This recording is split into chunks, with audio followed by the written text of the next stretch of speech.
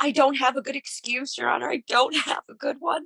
I've never done anything like this before. You are minimizing your behavior. You are not accepting any of this stuff that you done. You drank when you weren't supposed to drink. You didn't make it 10 days from the time of the arraignment, and I put you on that tab. I don't want to minimize any of it, and that's why I don't want to give any excuses. I don't want to minimize it. Please, I don't have anyone to take care of my kids. Please, Josh, please. Please. Who would have been taking care of your kids had you killed yourself in the accident? Oh.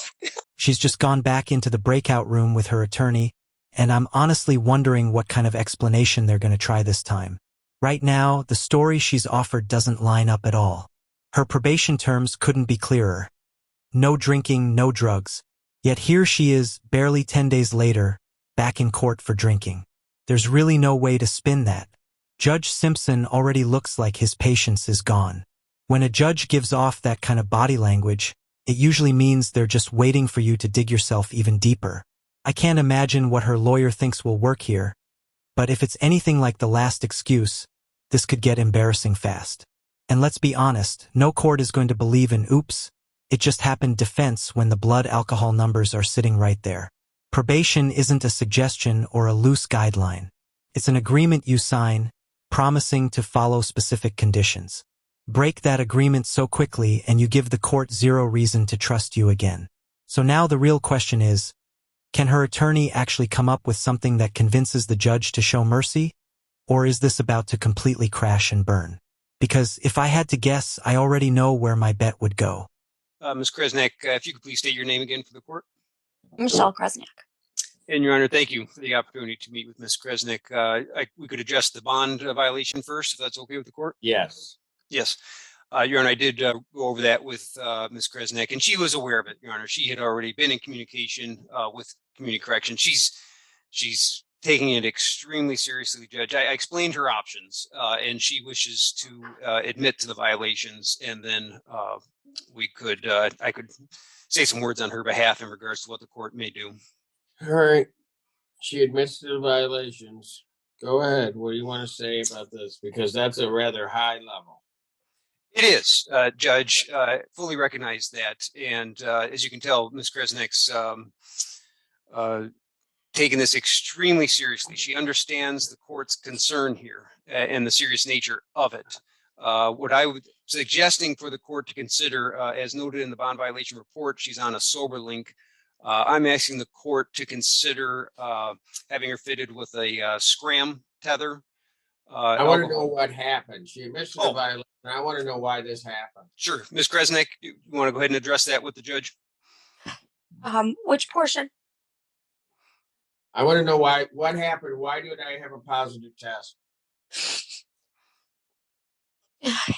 It really sounds really stupid. I was at a barbecue and my son gave me a slush and I didn't know that there was anything in it. I know now, and I couldn't tell, probably because I've been so used to just drinking things. I don't have a good excuse, Your Honor. I don't have a good one. It's a poor one, and I told Miss Wild, and I didn't. I don't have an excuse. I just don't have one. I don't have an excuse. It's completely my fault and my responsibility. Oh, it certainly is. But I'm having a hard time believing that it was just one drink. One drink? No. He gave me 2 slushes. And you couldn't tell after the first one? Sir, it's embarrassing to say that maybe I just don't even recognize. I'm sorry, sir. Pardon me? You got to a .08. I understand. And I think that it's just because at this point, after so many years of just not even tasting it anymore. And Your Honor, you know what? She's going to have to give me something better than that, because I'm going to tell you what, Mr. Gallagher. The problem I'm having is, presumably, since at least the time that she's been arraigned, since the beginning of this month, she hasn't had anything to drink. But the reality is, I arraigned her on April 6th. She didn't make it 10 days. Understood. Before we detect alcohol. And by the way, it's not like I have an 03 where somebody may have taken one drink. She's at an 08 effectively. Fully understand that, Judge. What I was going to suggest is if the court could order that she get involved with treatment, because I've been in communication with Ms. Kirby in regards to this. That may be advantageous to her in terms of possible resolution. No promises, of course, from the prosecutor. But before I'm going to order anything other than jail, she's got to tell me the truth about what was going on and what she was thinking, because I don't believe what she's telling me. That doesn't make any sense. So I'm going to pass it and give her an opportunity. I've been doing this for a little bit. I understand. And what she's telling me, that doesn't make any sense. So I'll pass the matter. We'll call it up at the beginning of our what's that, 2 o'clock? 2 o'clock? Our 2 o'clock block, so she can think about what she wants to tell me. She's just gone back into the breakout room with her attorney, and I'm honestly wondering what kind of explanation they're going to try this time. Right now, the story she's offered doesn't line up at all. Her probation terms couldn't be clearer. No drinking, no drugs. Yet here she is, barely 10 days later, back in court for drinking. There's really no way to spin that. Judge Simpson already looks like his patience is gone. When a judge gives off that kind of body language, it usually means they're just waiting for you to dig yourself even deeper. I can't imagine what her lawyer thinks will work here, but if it's anything like the last excuse, this could get embarrassing fast. And let's be honest, no court is going to believe in oops, it just happened defense when the blood alcohol numbers are sitting right there. Probation isn't a suggestion or a loose guideline. It's an agreement you sign, promising to follow specific conditions. Break that agreement so quickly and you give the court zero reason to trust you again. So now the real question is, can her attorney actually come up with something that convinces the judge to show mercy? Or is this about to completely crash and burn? Because if I had to guess, I already know where my bet would go. James Gallagher, Assistant Public Defender on behalf of Ms. Kresnick. And Ms. Kresnick, if you could please state your name for the judge. Sure, Michelle Kresnick. I'm having a hard time hearing. My volume's all the way up, so I keep putting the phone to my ear. Okay. And Judge, I did have some further discussion with her. I think she does have some additional information for the court. Probably thought so. Ma'am, what do you want to tell me? I did suspect there was something in there. And you kept drinking. Also, I'm sorry. Go ahead. I'm sorry, I didn't hear you. No, go ahead. Oh. I'll let you finish. I also wanted to tell you that after this happened back in October, November, I did go to my doctor and I asked for something to help be better.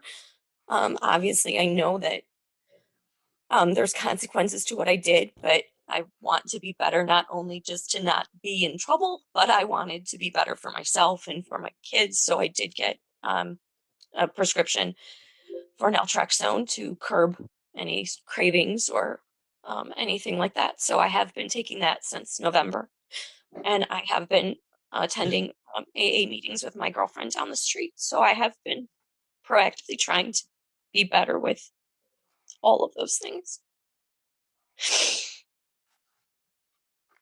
I have started a new job just recently. I've never done anything like this before. And I'm really sorry. Treasurer, tell me why I shouldn't send you to jail.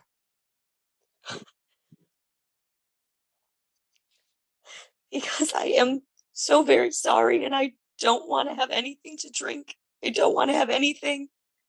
And I'm very committed to this sobriety and to being a better person. Not, like I said, not just because I'm afraid of getting in trouble, even though I am. But I proactively want to be better for myself. And it really is something that I am taking very seriously. So 2 kids.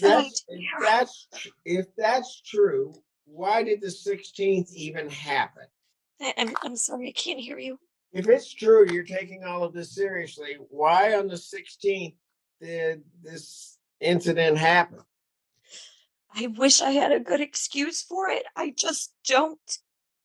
I don't want to excuse any of that behavior. I don't want to make any excuses for it. Just that it is not going to happen again. I can't make any sort of excuse. I can only just beg for some mercy. Krasnick, the problem is you had a chance.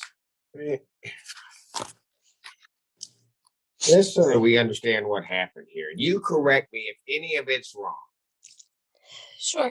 So on the 16th, into the evening, you blow a .08.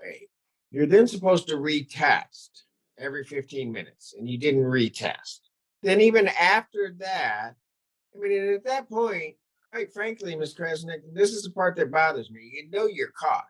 And then they ask you to come in for an ETG, and you don't show up. So I'm having a tough time believing that you're committed to anything. I understand that. I understand how the optics look on it. I really do. I really do. I really do. I have never been in trouble before. I don't do these things. I can't see anybody. What do you mean you can't see anybody? Oh, now I can see you. Now I can see you. The screen went black. Tell you something, ma'am. I'm just going to try to make this as clear as I can. Now she's switched to the tears, and honestly, I'm not buying it for a second. This doesn't read as genuine remorse. It looks like pure panic over getting caught. Judge Simpson has seen fake crying countless times, and when a judge thinks someone is trying to manipulate the room, it usually backfires and makes them even stricter. What really stands out is how she's framing this as one big misunderstanding, when in reality she made a choice and then doubled down with dishonesty. If she truly cared about keeping her probation intact, she would have been upfront from the start. Even if the tears are sincere, they don't erase the fact that she violated her conditions almost immediately. Probation is supposed to be a second chance, not a free test run to see how far you can push the rules. When you throw that opportunity away, courts typically answer with jail time, and it's hard to argue they're wrong. Watching Judge Simpson's expression right now, it already seems like he's deciding probation isn't going to work here. What do you think? Is jail the only logical next step? Even in everything you're saying, you are minimizing your behavior. You are not accepting any of this stuff that you've done on this. You had numerous opportunities, even before this gets to me, to kind of come clean, kind of deal with it, take the test, just accept it. When I first asked you the question about you knowing, and you went in with your attorney, presumably when you came out, you really kind of lied to me then that, yeah, okay, I drank this, but I didn't know. And so every chance you get, you just either minimize your behavior or you just say, well, I didn't do this. Now, here's the thing that I also know. You're also telling me, well, I don't do this. I don't get in trouble. This is my... The cold-hearted reality is this is just the first time you've been caught. You didn't just all of a sudden do something wrong and then this just happened. And so ultimately, you got to take all this seriously or not. You got your choice of what to do. I understand. But you also can't minimize it. You can't just say, I'm not going to do this. You didn't, think about this for a moment. You tested pot, you drank when you weren't supposed to drink. You didn't make it 10 days from the time of the arraignment, and I put you on that test. You didn't make it 10 days. So don't talk to me about any type of medication that you got back in November, because obviously you're not using it properly because you didn't make it 10 days. Then at the 10th day, when you blow, you then decide, well, I'm still going to try to cover up because I won't then follow the instructions that they gave me that I have to retest a positive blow. And so you didn't do that. So then we also then give you the opportunity, God bless the people at Community Corrections, to then try to even deal with that. So you need to come in for an ETG. And guess what you do? This person that wants to deal with this, you don't show. And so this is just a series of mistakes. It is. It absolutely is. And I don't want to minimize any of it. And that's why I don't want to give any excuses. I don't want to minimize it. It is super You serious. started with excuses. You started with excuses. I listened very closely to what your counsel said and what you said. Oh, my kid gave me the drink. Okay, they went there and got you the drink. And if you're going to tell me you didn't know what you were drinking, I don't believe you. You started the whole scenario that way. Problem is, your case is such that, at least as alleged, that you were almost a .20. You had an accident. And so if I just accept what you're saying, that at some point, what's going to happen is, you know what? You're going to feel that it's okay just to get into a vehicle, and at some point, you're going to take somebody out. Not happening on my watch. Yes, you are. That's what happens. No, I understand. I understand that that's what happens. And then what would happen is that you give some excuse. No. Just like today. Yes. It is my fault. Yes. 100% just my like fault. today. Pardon me? Just like today, you would be giving some excuse. No, I don't have any excuses. So on the violation, you're right, you don't. This is the moment Judge Simpson shows exactly why he's considered one of the toughest yet fairest judges on the bench. Let me know if you're a fan of his approach too, because what I really appreciate is that he never raises his voice. He doesn't lose control or resort to theatrics. Instead, he calmly makes it clear she's out of options, and that composure seems to rattle her more than yelling ever could. That steady tone hits harder than anger because it signals he's finished listening to excuses. She may have believed she could play the system, but every minute she spends back in that conference room is pointing toward jail. And honestly, it's the logical outcome.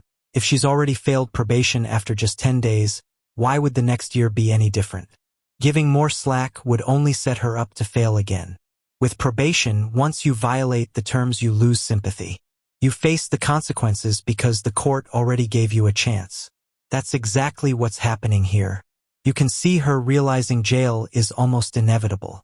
It may not solve her underlying addiction issues, but it's at least a wake-up call that probation clearly wasn't delivering. And Judge, I would just I've shot them all down. Go ahead, Mr. Gallagher. What do you want to tell me? Well, I was just going to say, Judge, and I've been practicing for a while, and this court's been on the bench for a very long time. But I think that this is someone who's obviously struggling, and one of those first steps is acknowledging that they do have an alcohol addiction issue. And I think some of the some of the reactions that we saw from Ms. Kresnik are very common of someone in those beginning stages that kind of denying or playing off that they don't have a problem, when in actuality they do. And I think she's coming to that realization just in my conversations with her, and in hearing her in court here today. I would just ask the court to take that into consideration. Well, I'm taking it into consideration. Okay, Judge. I mean, she's done better maybe than some. Right. Right. What I'm going to do, ma'am, is I'm going to order this. It's now 2:30. I'm going to order that you report to the Washtenaw County Jail by 6 p.m. today. You will serve, instead of the 5 days, I will give you some benefit, and you are to serve 3 days in the Washtenaw County Jail. Upon your release from the Washtenaw County Jail, you will then be reported over to Community Corrections. Your sober link will be switched out, and you will be placed on the Scram tether. We will be monitoring you 24/7. Understand, sir. I just Going to give you one. I'm sorry. I just started a new job on Monday. I lose my job. 6 p.m. today.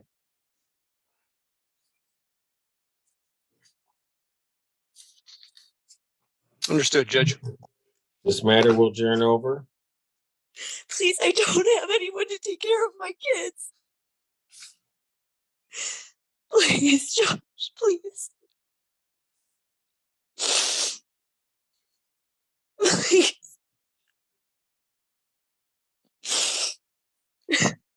So, who would have been taking care of your kids had you killed yourself in the accident?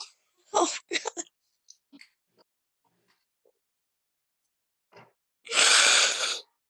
So adjourns out to 5/18/2022, 9 a.m. 6 p.m. Thank you. Thank you, Judge. 3 days in jail, that's the sentence she ended up with. Honestly, that's pretty light considering how blatantly she disrespected the court and ignored the clear terms of her probation. What really pushed it over the edge was her attempt to blame her own child, claiming he handed her the drink. That has to be one of the weakest excuses I've ever heard. Whether that came from her or her attorney, it was just embarrassing. Even her demeanor in court, smiling at certain moments as if the whole thing were a joke, showed she's not taking any of this seriously. Probation was meant to be a lifeline, and she tossed it aside almost immediately. Judge Simpson handed down a short jail stint as a warning shot, but everyone knows the next violation will bring something much heavier. That's how probation violations escalate. They pile up and get ugly fast. Do you think 3 days behind bars is enough to make her finally take this seriously, or should the judge have gone for a longer sentence this time?